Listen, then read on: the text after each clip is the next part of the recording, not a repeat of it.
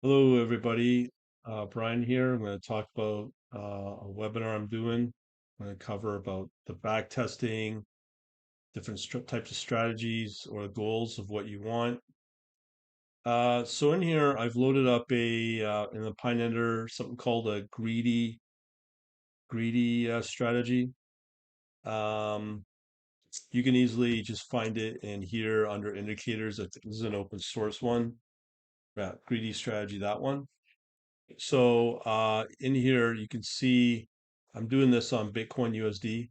Now, I don't know how accurate this back testing is for certain strategies. It's very typical, whatever software you're using for back testing and figuring out your different goals in each strategy to see if it's worthwhile or not. But it's still a definite guide I would use to use as an indicator to give you an idea on how well it'll do in market conditions.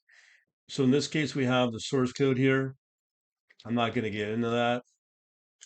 But under strategy tester, this is what matters. Oh, you always have to add to the chart before you get started. In here in the strategy tester, what we're looking for is we have a net profit.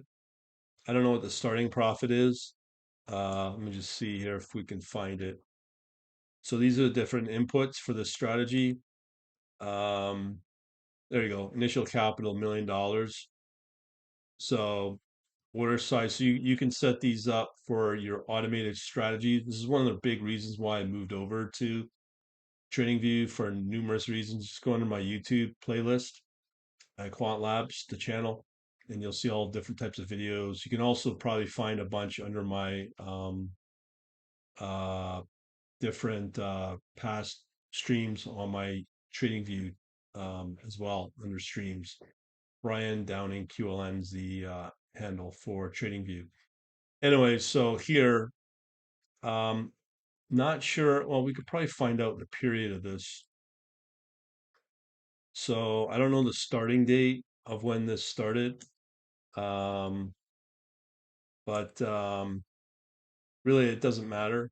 What it does matter is I want to show you that if you were to trade this, this is probably not sure the period, and this is a 4-hour chart here, and you can see here we've got the trades set on 49% profitable rate, 314 closed trades. This is probably the most important factor of all of them. Profit factor, I'd say, treat it like a trading view, or sorry, Sharp ratio. Anything over two is really good. When I noticed if it's over 1.0, it goes green. So I'm assuming that's really good. A couple other things you want to pay attention to is the drawdown. I'm always about percentage. So as long as your percentage is no more than -15, you've got a good strategy. Average trades about $55. So here, 314 trades, and each trade is about 4 bars. So if I'm trading on a 4-hour, the average hold looks to be about 4 hours times four, so 16 hours. Here's the performance history, the gross, net profit, gross profit, loss, and the drawdown. As I said, 0.35% is pretty good. So Sharp ratio is negative, if that's important. Profit factor. So I think there's all the different metrics that you would want to know about on this level of trading. Here's the list of trades. So it looks like, well, the first one will start at the bottom, it looks like. So let's check out that. So yeah, you're looking at, going all the way back to 2014.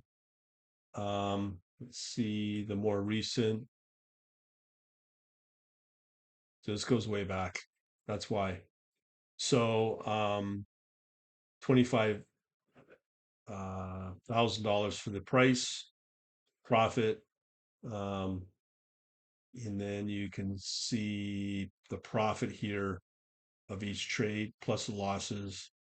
We already know the metric, cumulative profit, and then the drawdown, the percentage. So here in the chart, we've got all the different gap up, gap down, whatever, take profit, stop loss, all that charting stuff. So it's all there. So that's what you're really looking for. Now, if you really like this is the beautiful part about TradingView. You just go from here with your strategy that you've developed, and then you can hook it up to your account. So if it's, let's say, Bitcoin, you could find your different brokers here that are available. So for Binance, is available if you're doing crypto. You also have Bitstamp as well. Gemini is where I'm in Toronto, probably the most restricted right set of regulations in the world for crypto. And then, of course, if you're doing anything just generally, interactive brokers, Oanda. Oh, they got OKX as well as another broker for crypto. Oanda, Forex.com. They got the futures trading as well. So they got some very good brokers. So this is what I'm going to go more into detail with on the webinar. And it's this is why I like TradingView, because once you run your strategy live, it's done on your local machine, but um, it can be really run from anywhere through an app, I believe. I haven't really gone through that yet, but most of my TradingView user experience has been on the desktop. So I know you can run on a local computer and see how that does. So I'm very excited to showcase this. Another very well, my previous video showed you the debugging with the logs, new feature in TradingView as well. So you can hopefully see why I'm on to TradingView pretty heavily.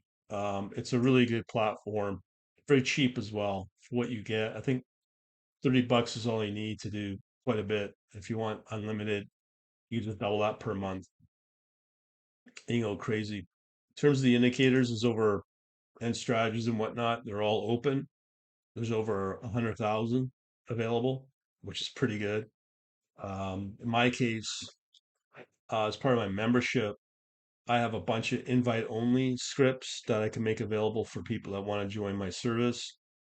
And from there, they can use whatever strategy they want. I'm already hinting what looks good in the world of stocks, Forex as well with CFD if that's what you really want to trade, but you can probably trade the equivalent via ETF or whatnot. So it's kind of like a really well, it's a lot simpler. There's no third party. If you choose interactive brokers, you don't have to worry about running the TWS Trader Workstation. This is all right out of TradingView, the platform.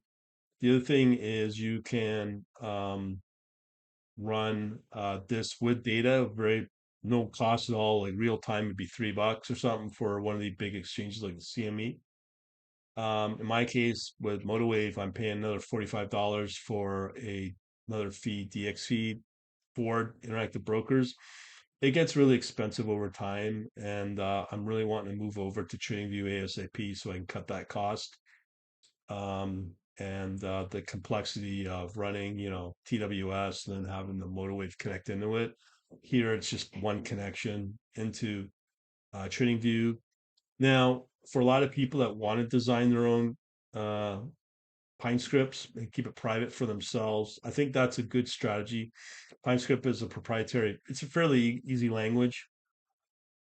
The thing is with Pine script, or sorry, the concern some people have is, well, if I put up my strategy, TradingView will steal it. I can tell you if they already have 100,000 scripts already posted on their servers, I think one more won't make a difference, and they probably most likely will not care about that strategy. So it's not really a concern. Unlike where Quantopian, as an example, they're in the business to find profitable strategies and compensate those coders that provide that type of strategy. And can they steal it? Not saying they would, but they could have the incentive. But here it doesn't matter because TradingView is a lot more than that. They're not in the business to compensate for strategies that do well. They don't really care about what you do on the platform as long as you follow their rules.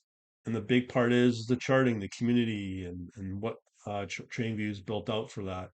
And on the other hand, it's hundreds of millions of people. So I don't think TradingView is really going to see anything profitable and steal it from you. I don't think that should be a concern. Anyways, I wanted to mention all that for you. Um, and this is what we're going to talk about on Monday night in a few days. Other than that, thanks for watching. Have a good day. Later.